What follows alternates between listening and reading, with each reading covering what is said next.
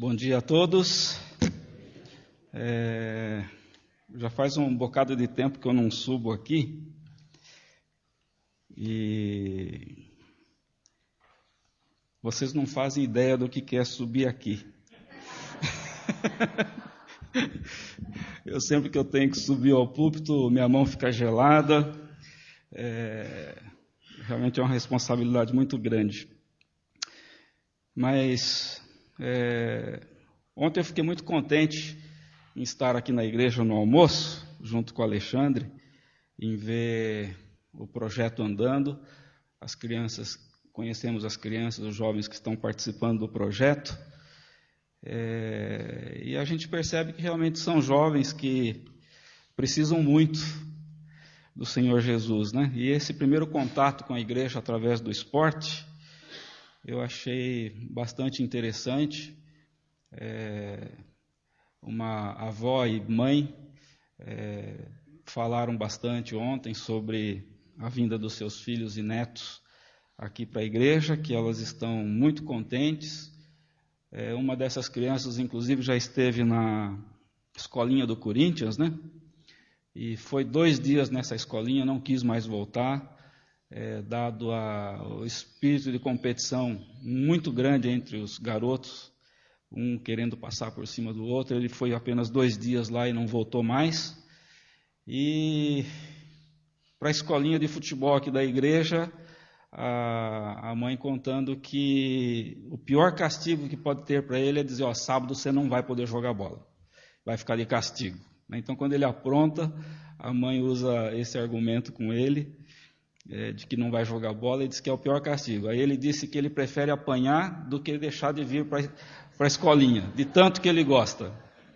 Aí o outro amiguinho dele falou: apanhar dói um pouco na hora, mas logo passa, né? E ficar sem jogar, fica lá em casa e pensando que os amigos estão lá jogando e ele não pode participar, diz que é pior do que apanhar. Enfim, tem gosto para tudo, né? Vamos abrir as nossas Bíblias em Salmo 146.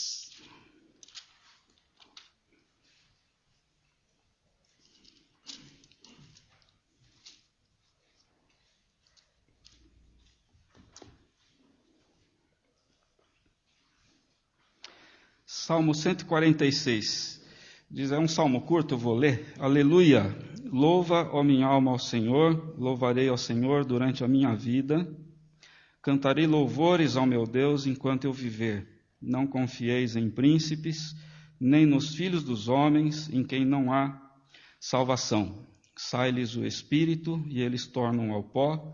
Nesse mesmo dia perecem todos os seus desígnios. Bem-aventurado aquele que tem o Deus de Jacó por seu auxílio, cuja esperança está no Senhor seu Deus, que fez os céus e a terra, o mar e tudo o que neles há, e mantém para sempre a sua fidelidade, que faz justiça aos oprimidos e dá pão aos que têm fome.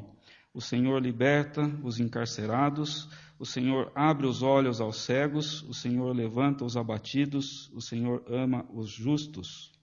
O Senhor guarda o peregrino, ampara o órfão e a viúva, porém transtorna o caminho dos ímpios. O Senhor reina para sempre. O teu Deus, ó Sião, reina de geração em geração. Aleluia. Desde que aconteceu aquele fatídico acidente da Air France, todas as vezes que acontece uma tragédia desse porte, isso nos leva a pensar sobre a vida, né? Quando a gente se depara com a morte, a gente naturalmente para pensar um pouco mais sobre a vida. E eu creio que, na verdade, nós deveríamos pensar mais vezes sobre a vida, né? Mas muitas vezes nós paramos para pensar um pouco mais detalhadamente sobre a vida quando nos deparamos com a morte. E essa semana também, com a morte do Michael Jackson, eu creio que muitos aqui também devem ter ficado chocados, outros surpresos. A gente tem as reações assim as mais diversas frente a um acontecimento desses, né? E eu também fiquei pensando desde então sobre o passamento dessas pessoas. E fiquei lembrando de outros casos, né? Tem casos famosos como Janis Joplin, Elvis Presley, Marilyn Monroe, né? Mais próximo aqui de nós, Cássia Eller, Tim Maia, Elis Regina, né? E tantos outros que a gente poderia ficar perfilando aqui. E todos eles tinham algumas coisas em comum, né? Eram pessoas talentosas, pessoas famosas, pessoas ricas, pessoas reconhecidas, muitas delas no mundo inteiro, pessoas que tinham provavelmente muito acima do que precisavam para viver, né? Tinham muita coisa que muitas pessoas buscam ter na vida, eles tinham até de sobra. E o que será que os levou, de repente, a esses finais trágicos, né? Pessoas que morreram, ao nosso ver, antes do tempo, novos, né, de idade. E a gente, quando se depara com isso, fala, puxa vida, uma vida jogada fora. É uma sensação que dá. Dinheiro, então, não traz felicidade? Será que traz felicidade? Não é? E se não traz felicidade, por que a gente corre tanto atrás de dinheiro? Né? É uma coisa para a gente pensar um pouco. E eu fiquei pensando também, fazendo uma comparação, às vezes a gente não tem ideia do que esse pessoal ganhou ou ganha de dinheiro, né? Então eu fiquei pensando nos nossos artistas nacionais aqui, por exemplo. Né? A gente pega aí uma dupla sertaneja bastante conhecida, Chitãozinho e Chororó, né? Eles praticamente fazem sucesso só no Brasil. Né? Uma vez ou outra, uma música ou outra, faz sucesso em algum país latino e para por aí. E já ganham o que ganham, já têm o que têm, né? Não sabe mais o que fazer com dinheiro. Né? Agora eu fico imaginando um astro de nível internacional que faça sucesso no mundo inteiro. Quanto ganha uma pessoa dessa? É algo astronômico. Né? E com tudo isso, com todo esse reconhecimento, com toda essa fama, com todo o luxo, com todo o conforto que eles podem ter, muitas vezes não são pessoas felizes, muitas vezes não são pessoas realizadas, muitas vezes são vidas que realmente totalmente infelizes mesmo, né? Agora, eu fico pensando também que o dinheiro muitas vezes nos dá uma falsa sensação, né, de poder, muitas vezes nos dá uma falsa sensação de superioridade, de autossuficiência, né? Muitas vezes nos leva a isso. Eu queria abrir um texto em Apocalipse.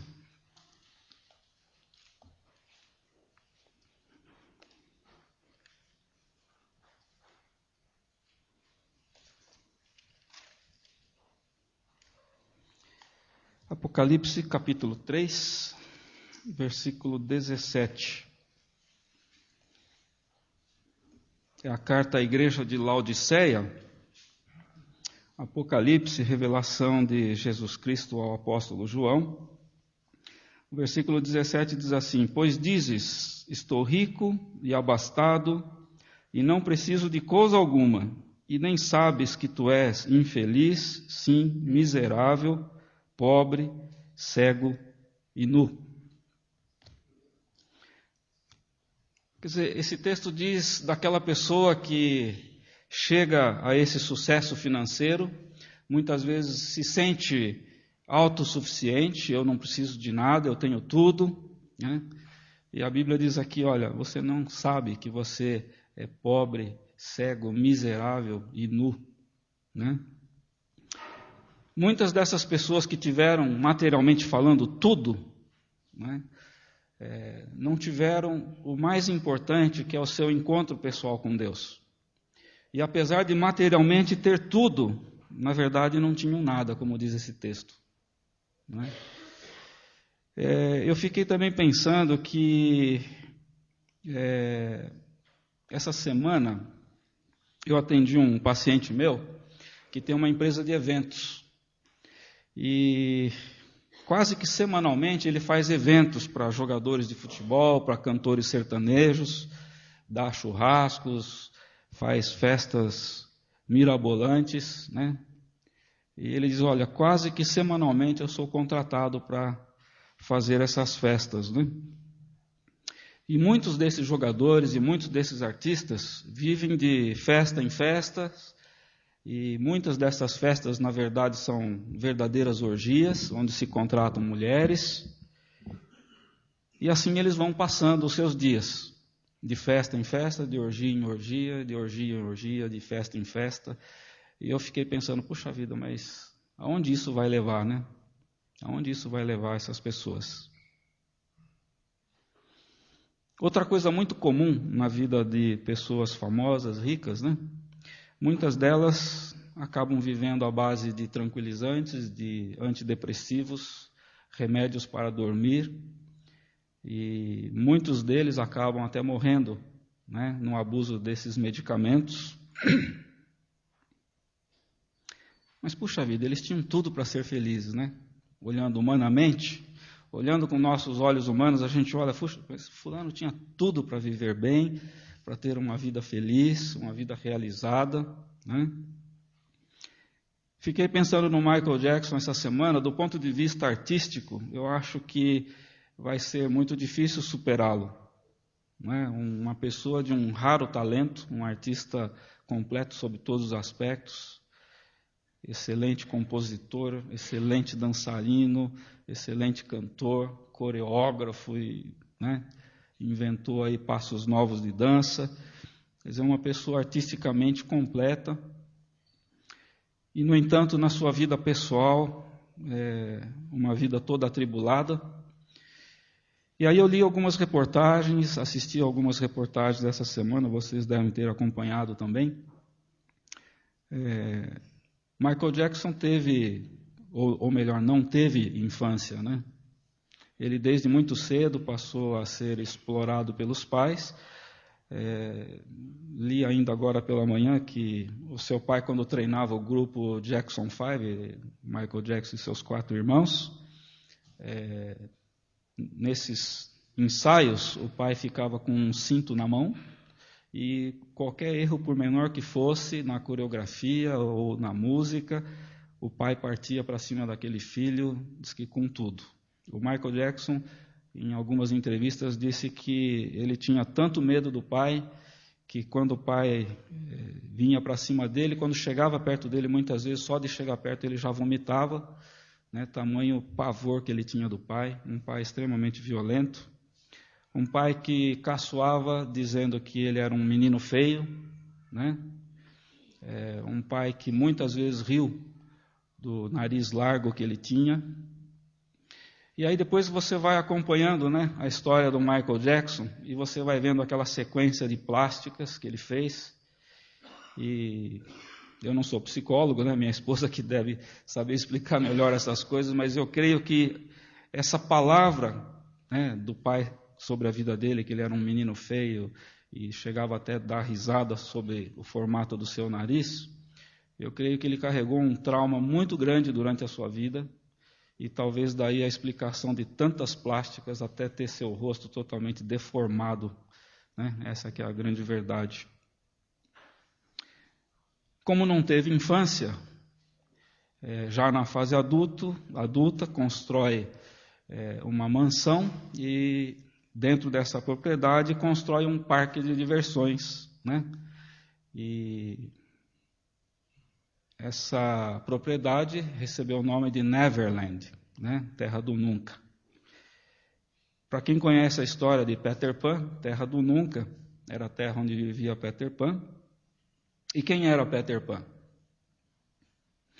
Peter Pan era um garoto que se negava a crescer, né? Quer dizer, tem tudo a ver com a história de Michael Jackson. Queria abrir um outro texto que se encontra em Lucas. Lucas capítulo 12.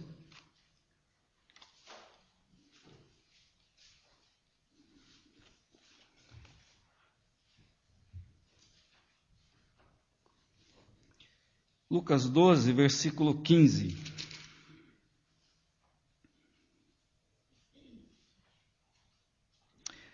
Então lhes recomendou: tende cuidado e guardai-vos de toda e qualquer avareza, porque a vida de um homem não consiste na abundância dos bens que ele possui. Essa é a palavra de Jesus para nós, né? Para a gente se cuidar de toda avareza, porque a nossa vida não consiste na quantidade de bens que nós temos. E a nossa sociedade, infelizmente, tende a medir as pessoas pelo que têm e não pelo que são, né? Isso acontece direto aí fora. E muitas vezes até nós, se não tomamos cuidado, a gente começa a medir as pessoas pelo que tem, né? Eu acho que é uma linha muito tênue que nos divide disso. E às vezes nós temos essa tendência também, né, de querer analisar as pessoas pelo que têm e não pelo que são como pessoas. E pena que esses artistas todos, né, que eu estava aqui comentando, não descobriram em Jesus essa verdade simples, né, que a vida não consiste na quantidade de bens. Tem uma frase que eu li já há algum tempo atrás, numa coluna do Minhocão, ali perto da Avenida Pacaembu. Já faz algum tempo que eu não passo ali, então eu não sei se essa frase ainda continua ali. Mas a frase diz assim: Deus criou as coisas para serem usadas, e Deus criou as pessoas para serem amadas. Então, por que será que nós amamos as coisas e usamos as pessoas?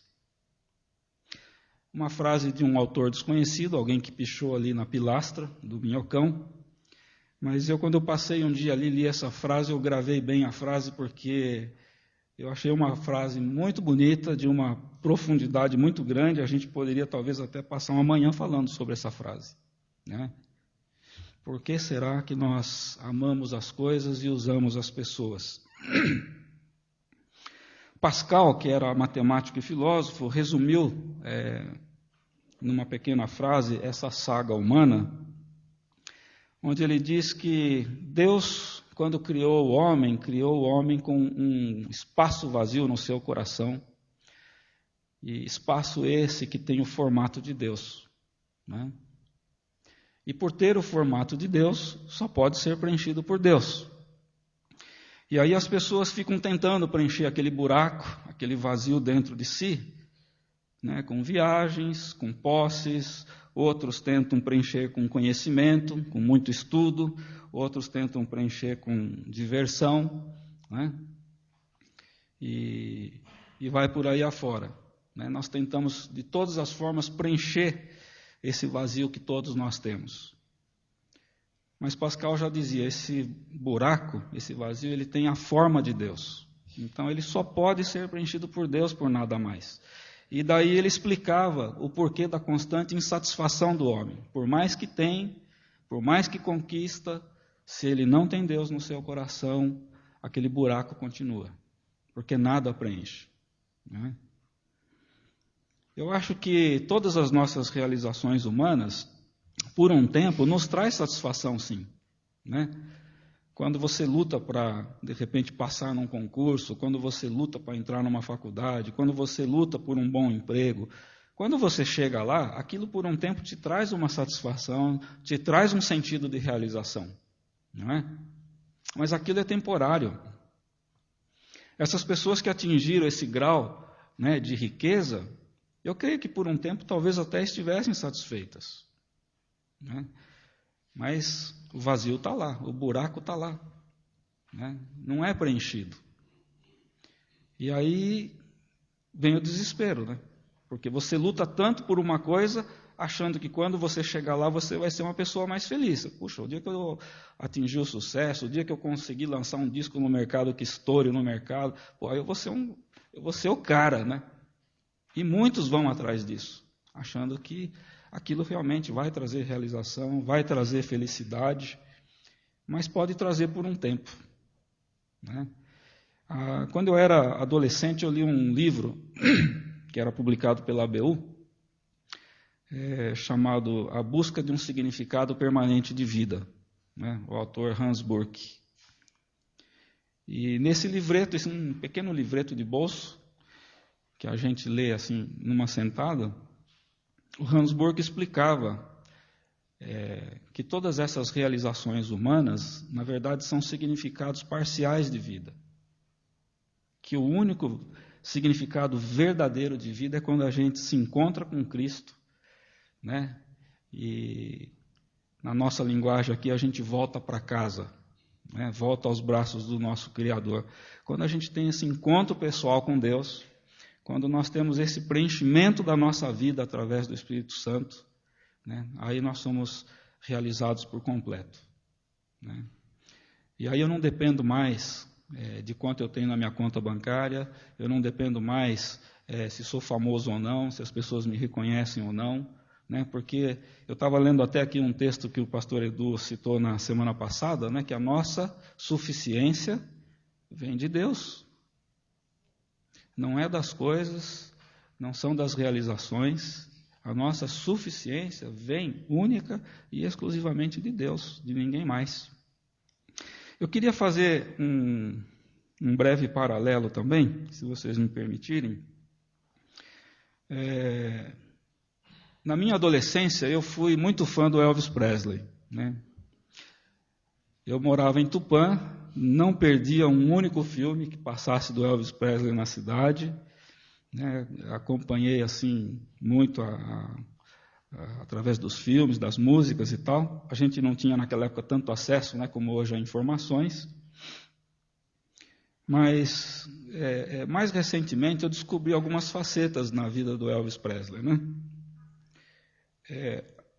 Ele veio de um lar cristão, a sua mãe é uma senhora muito crente, e que ele acompanhou a sua mãe à igreja até a sua adolescência. Então, até a adolescência ele frequentava a igreja com a mãe. E havia, naquela época, era comum as igrejas terem quartetos, né? Quem é mais velho aqui lembra dessa época, né? Toda a igreja tinha um quarteto, né? Era muito comum. E lá nos Estados Unidos também, as igrejas tinham esses quartetos, viajavam, se apresentavam nas igrejas, e tinha um quarteto lá muito famoso, que quando aparecia lá em Memphis, na verdade era cobrado ingresso.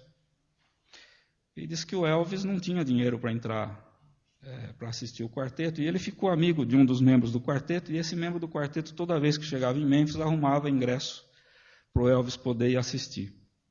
Ficaram amigos, e já saindo da adolescência, o Elvis foi descoberto, e aí lançam ele no mercado fonográfico, e ele estoura, né, explode o sucesso do Elvis Presley. E aí essa pessoa ainda é viva, essa pessoa do quarteto ainda é viva. E eu vi uma reportagem na Record, se eu não me engano, há uns 2 anos atrás, em que essa pessoa diz assim: a partir dali eu é que não tinha dinheiro para entrar nos shows do Elvis, né? E o Elvis passou então a arrumar os ingressos para esse amigo poder ir assistir os shows dele, né? A coisa se inverteu. E dali para frente, o Elvis praticamente foi engolido, né, pela mídia, pelo sucesso, não tinha mais tempo de ir à igreja. E todos os back vocal, né, das gravações dele, as turnês de shows, sempre havia um quarteto que o acompanhava, e esses quartetos eram contratados nas igrejas. E aí esse rapaz, que era muito amigo dele, diz assim: olha, em todas as nossas viagens, em todas as nossas turnês, quando estávamos nos intervalos dos treinos, o Elvis nos pedia para cantarmos hinos. Ele gostava demais de ouvir hinos, e quando nós começávamos a cantar, ele fechava os olhos e ficava apenas ouvindo, né? Ele falou, mas isso era em todas as viagens que nós fazíamos, nós tínhamos que cantar hinos para ele. Então eu creio que o Elvis viveu talvez a carreira toda dele com aquela saudade, né, da vida com Deus que ele um dia teve, mas ele nunca conseguiu voltar, né? Lá pelo auge da carreira dele, eu não sabia disso também, ele disse para o empresário que queria gravar um disco só com músicas gospel. E o empresário falou, você está louco? Imagina gravar um disco gospel. Não, eu vou gravar. Não, não vai gravar. Imagina, que loucura é essa. O Elvis foi, ele gravou. Diz que existe um álbum do Elvis só com músicas gospel, né? Eu assisti uma vez na televisão uma apresentação do Elvis, ele cantando um hino, chorando, e cantando um hino, eu não me lembro bem qual era, mas era um hino bastante conhecido. E aí, sabendo de todo esse histórico, né, cristão do Elvis, eu me lembrei de uma coisa, né? A propriedade lá onde ele morava, vocês lembram do nome, não? Como é que chamava lá a mansão, lá, o lugar onde o Elvis morava em Memphis? Graceland, né? Terra da Graça. O Michael Jackson, que provavelmente não teve essa vida com Deus, né? Quando constrói o seu pequeno paraíso aqui na Terra, coloca o nome de Terra do Nunca. E o Elvis, quando constrói o seu pequeno paraíso aqui na Terra, coloca o nome de Terra da Graça, né? É apenas uma comparação assim de um detalhe, né, que me chamou a atenção. O Elvis, de qualquer forma, parece que teve uma morte semelhante à que teve Michael Jackson, né? E ontem eu estava clicando ali na internet, eu estava vendo umas reportagens que o Michael Jackson, na verdade, ele teve um casamento, né, de 2 anos com a filha do Elvis, e diz que numa conversa que teve com ela, ele estava perguntando muitas coisas sobre a morte do Elvis, né, para a filha dele. E a filha foi contando algumas coisas e tal, aí uma hora ela perguntou, mas por que você está me perguntando tudo isso, né? Não, é porque eu tenho muito medo de terminar como seu pai, né? E aí essa Alice Marie, ela diz que ela chorou muito quando soube da morte do Michael Jackson, porque ela diz que quando foi casada com ele nesses 2 anos, ela tentou ajudá-lo, e que nessa tentativa de ajuda ela chegou quase a sucumbir, né? Depois eles se separaram e ela diz assim, e hoje eu vejo que eu fui incapaz de ajudá-lo, né? Quer dizer, provavelmente ele já devia estar dependente de remédios, de antidepressivos e tudo mais, né? Agora está para sair aí o resultado da autópsia, né, daqui a um tempo, aí talvez a gente vá ficar sabendo a causa real da morte, né? Mas, de qualquer forma, muito triste você ver uma vida passar por este mundo desta forma, com uma vida pessoal tão explodida, tão infeliz, né? Realmente muito triste. Eu queria abrir um último texto com vocês. Esse texto fala uma coisa que tem muito a ver comigo, sabe? Tem hora que eu fico me perguntando, né? Eu já me perguntei algumas vezes, né? O que você está fazendo na igreja, né? Eu já me perguntei muitas vezes isso. João, capítulo 6.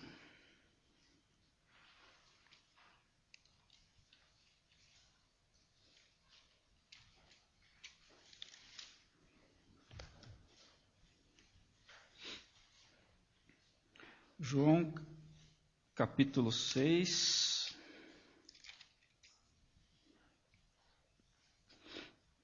de 66 a 68.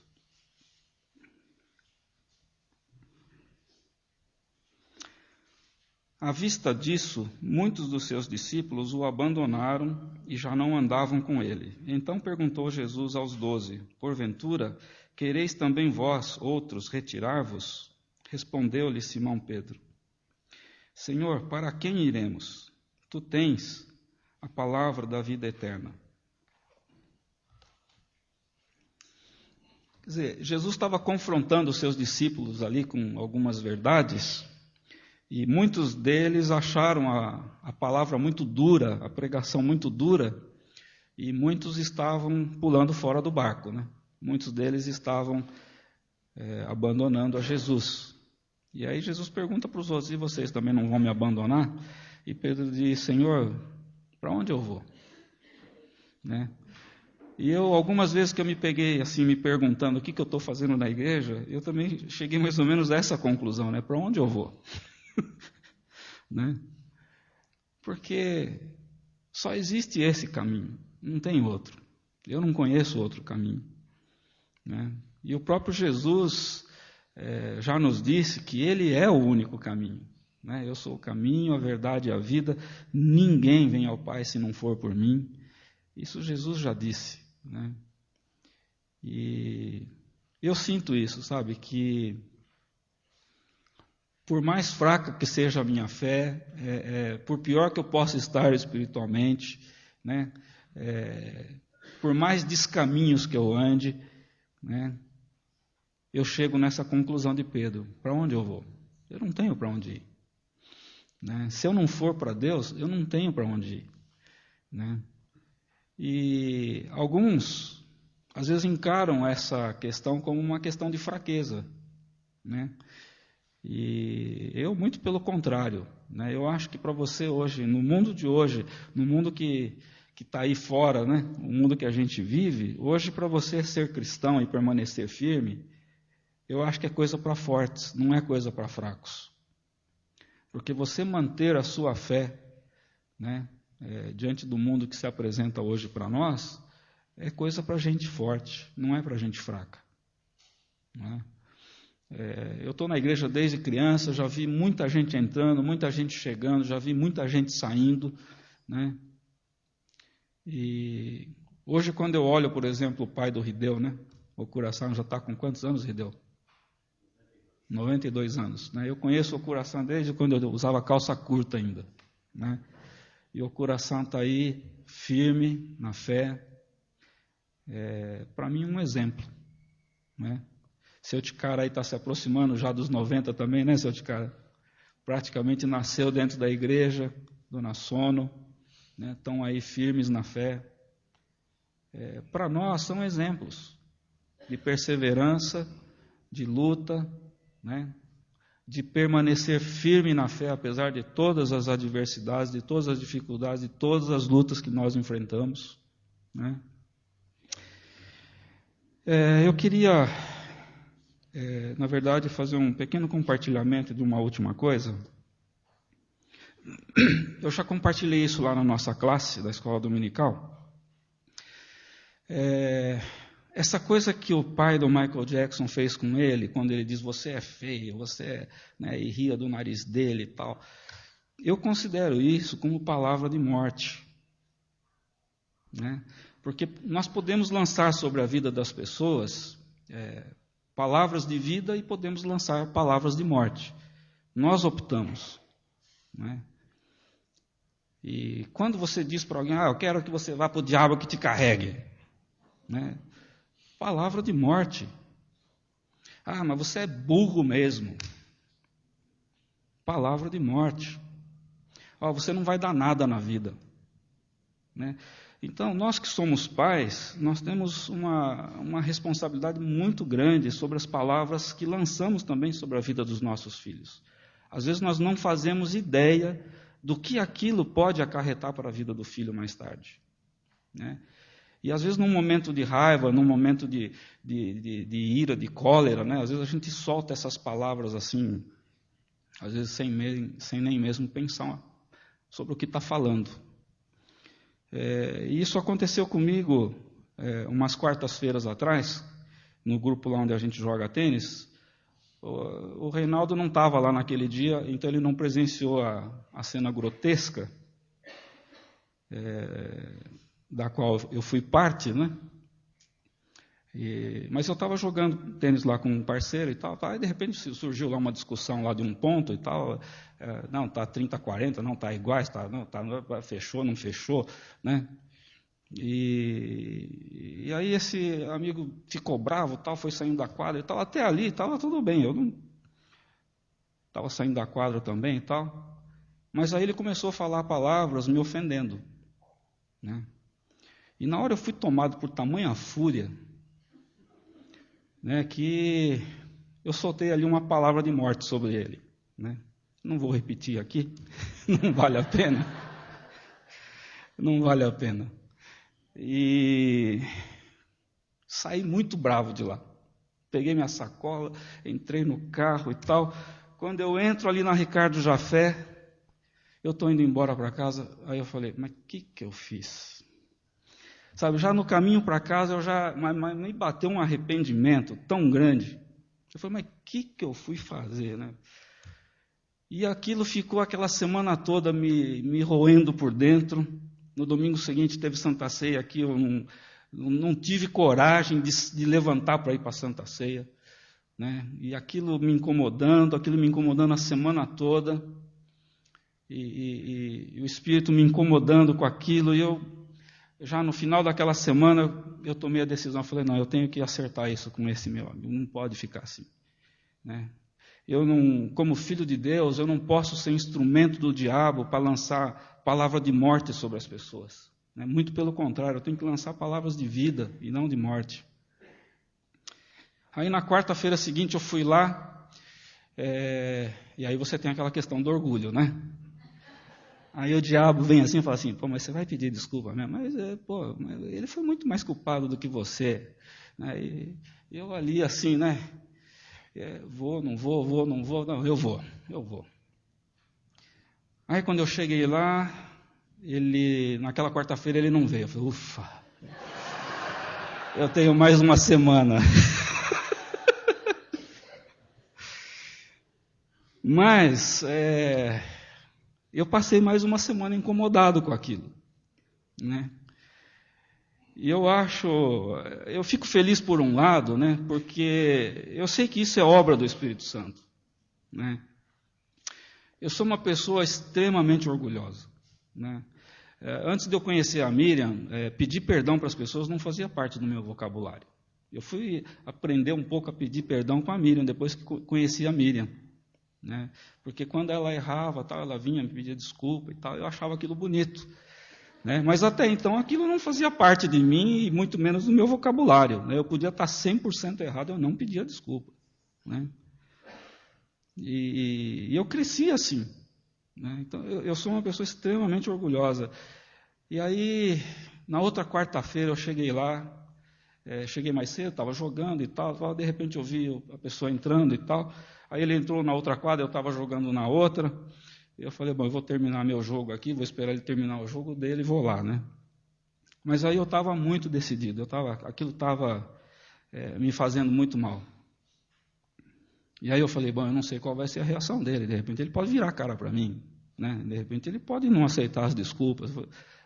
Eu falei, bom, aí já não é problema meu, né? A minha obrigação é ir lá e pedir desculpas, né? E aí quando ele terminou o jogo, ele estava saindo da quadra, eu fui lá para outra quadra, peguei na mão dele, ele assim meio, né, acho que ele ficou meio assustado, né?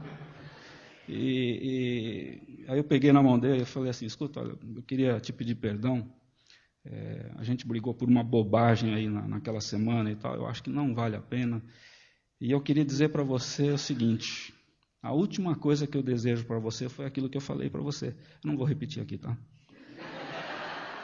Ele falou, olha, é a última coisa que eu desejaria para você, muito pelo contrário, né? Eu quero desejar tudo de bom e do melhor para você, para sua família, tal. Ele falou, estou falando isso de coração, gostaria que você me perdoasse. E na hora assim eu fiquei emocionado, eu quase chorei ali. E eu sei que isso não é de mim, né? Como eu estou compartilhando com vocês, eu sou uma pessoa extremamente orgulhosa mesmo, né? Mas veio na hora esse arrependimento tão grande, né? E um amor tão grande por aquela pessoa, e aí eu saí de lá, parecia que tinha tirado uma tonelada de cima de mim, sabe? Esse alívio de você pedir perdão, e aí eu abracei ele, aí ele foi sair, eu dei outro abraço nele. E olha, nessa hora, é engraçado, né? Parecia que eu estava sozinho ali na quadra com ele. Estavam todos os amigos ali em volta, né? E eu não estava nem preocupado com o que as pessoas iam falar, ou estavam pensando, o que eles iam dizer depois. Parecia que estava eu e ele ali só, né? E graças a Deus eu pude acertar com ele. Essa semana passada já jogamos juntos de novo, né? Mas eu sei que essa transformação de de tirar esse orgulho de ir lá e fazer tudo o que eu fiz, não é meu. Né? Eu vejo realmente isso como obra de Deus, sabe? Na minha vida. Esse incomodar do Espírito que me acompanhou aquelas 2 semanas, que não me deixou fazer isso passar como estava, né? Porque eu sei que isso ia fazer mal para ele e para mim também, né? E também para o grupo lá, sei lá. E graças a Deus a gente pôde então acertar isso lá. E eu gostaria de incentivar você, sabe, se você tem coisas parecidas na sua vida de repente, né? Orar para Deus, para que Deus possa te dar esse arrependimento, essa humildade de procurar a pessoa, sabe? Olha, não tem coisa melhor, sabe? E nesses momentos de fúria, né, a gente acaba fazendo... Vocês sabem a palavra enfesado? Não, fulano ficou enfesado, né? Sabe o que é enfesado? É isso mesmo. A gente só faz... Não é? Mas graças a Deus que o Senhor Jesus nos transforma, né? Que Deus nos incomoda quando a gente faz essa coisa errada. E isso me dá cada vez mais certeza, né, de que Deus mora no meu coração. Né? Quando você consegue se sentir incomodado pelo Espírito e aquilo não te dá paz enquanto você não acerta, eu acho que isso é um sinal muito grande de que Deus está com a gente, está na nossa vida e está atuando. Amém? Vamos orar? Pai, obrigado por este dia, por esta manhã, por esta oportunidade de poder compartilhar com os irmãos. Eu quero agradecer, Pai, pela obra do Teu Espírito Santo em nossa vida, Pai. Espírito que nos orienta, Espírito que intercede por nós, Espírito que nos transforma, Espírito que nos incomoda, Espírito que nos dirige. Pai, obrigado, Senhor. Obrigado pela Tua palavra, que é palavra de vida, de Gênesis a Apocalipse, Pai. Palavra que quer alcançar todo homem, quer alcançar toda a humanidade para a vida, Pai. Nós temos presenciado essa semana, Pai, o passamento desse artista tão famoso, que entristeceu a muitos, e também a nós, quando vemos uma vida jogada fora, Pai. Uma vida que talvez não tenha te conhecido, que viveu longe de Ti, sem conhecer o caminho. E, Pai, que durante o transcorrer de nossas vidas, Pai, nós possamos ser, como pregou Pastor Edu, a boa fragrância de Cristo, Pai. Por onde quer que passemos, possamos deixar o bom perfume de Cristo, Pai, para que mais e mais pessoas possam Te conhecer. Usa as nossas vidas, Pai, com todas as nossas limitações, com todas as nossas falhas, que o Senhor possa nos usar, Pai, como canal das Tuas bênçãos para este mundo, Pai. Transforma a vida de cada um de nós naquilo que o Senhor quer, Pai. Que a gente possa ser realmente aquele barro mole nas Tuas mãos, na mão do oleiro, para que o Senhor possa nos moldar conforme o Teu querer e não conforme o nosso querer, Pai. Que o Senhor possa fazer parte, Pai, de todos os nossos sonhos, de todos os nossos planos, de todos os nossos projetos, Pai. Que o Senhor não nos deixe desviar nem para a direita, nem para a esquerda, Pai. E obrigado, porque o Senhor é este porto seguro, este lugar seguro que nos acolhe e que nos orienta, Senhor. E que não nos deixa desnorteados. Obrigado pela Tua direção, Senhor. Em nome de Jesus. Amém.